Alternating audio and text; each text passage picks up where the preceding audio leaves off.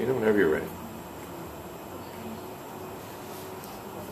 You guys hear in the news all the time about how cops are cracking down on the drug issues, how they just had a drug bust and they caught the criminal.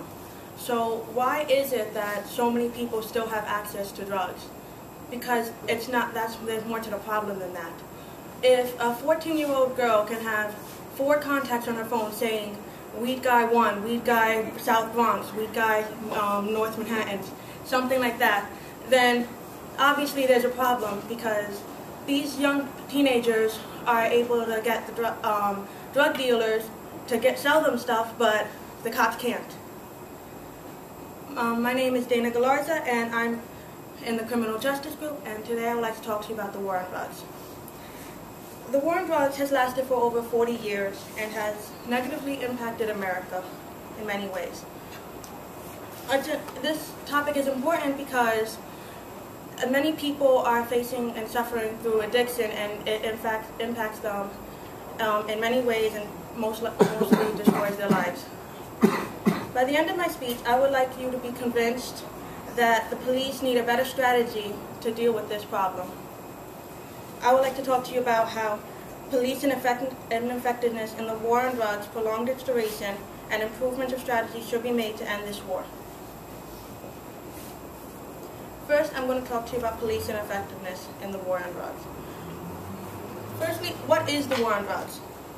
Civil liberty defines it as the federal government's attempts to end the import, manufacture, sale, and use of illegal drugs.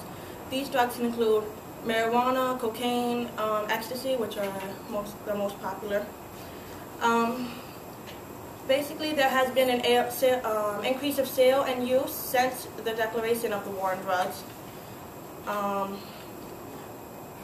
According to America's Drug Abuse Profile, 21.8 million Americans aged 12 and older have admitted to trying using illegal substances at least once. And another report stated that more than half of high school students have tried a legal drug at least once before they graduate.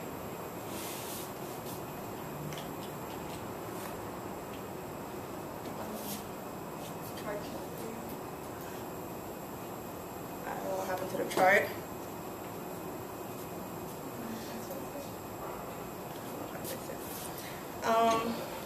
There was supposed to be a chart up there that showed the increase of the drug sales and use, but I can't get it, and that chart was taken from the Global Commission of Drug Policy report. The reason that the drug business hasn't gone down and it's gone up is because selling drugs is a profitable business, whether we want it to be or not. 1% of New York spends $200 on illicit drugs, which can equal to 16 million weekly. So obviously that's a lot of money coming in from selling.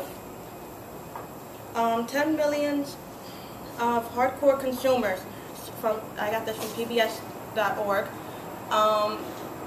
like with all those consumers out there trying to get this drugs, obviously it's going to sell well. A strategy being used today in the war on drugs is confidential informant. It's when they send like regular people out there to work as spies. They could recruit them by their own charges against them. Like if you get caught with possessing like a small amount, and they'll ask you to go out there to drop the charges. So people who have made like a small mistake in their life by having this are forced to go out there to like try to redeem their record. The problem with this is that innocent citizens are getting injured or killed because they're not prepared or trained for that kind of undercover work. They're ill-equipped, they don't know what they're doing, and that results in failure and danger to them. On May 7, 2008, 23-year-old college graduate Rachel Hoffman died in this line of work. She was killed on her way to meet one of the drug dealers. She had $13,000 worth of money to buy from them, and I guess they didn't believe her, the deal went wrong. Police were supposed to be there backing her up, and they weren't. They lost track of her. And that was all they had to say on the comment. Results of the police efforts in the war on drugs. It's really not, like, too many people are getting put in prison. And they don't belong there. They're wasting their lives away because of mistakes or addiction that if the drugs weren't out there, they wouldn't have in the first place. The U.S. has 760 prisoners per 100,000 citizens, from Times.com. This is the highest rate in the world. 1.6 million Americans were arrested on drug charges, 4/5 were possession. So where are the drug dealers getting caught in this situation? If they stopped them, then they wouldn't have to arrest everyone with possession. And this is also from Time.com. Cost of the war on drugs is increasing. Since beginning in the 1970s, when they first declared this war, to now, they have spent $1 trillion to prevent and stop the war on drugs.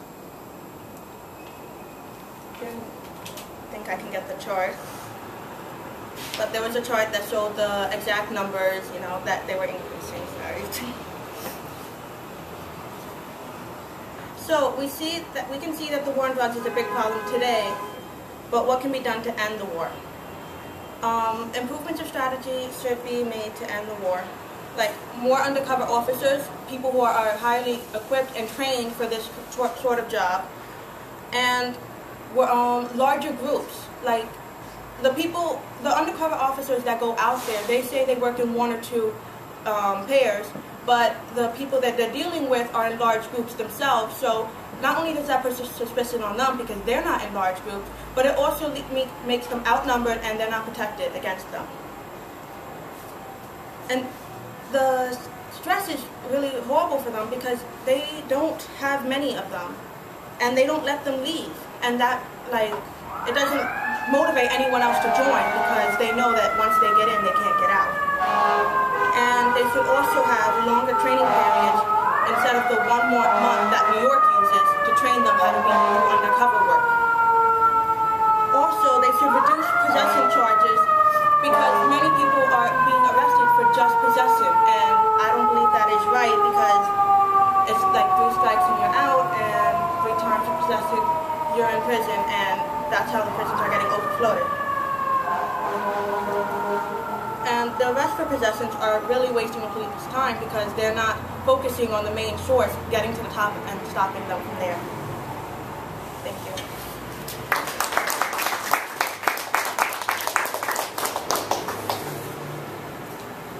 Thank you, Dave.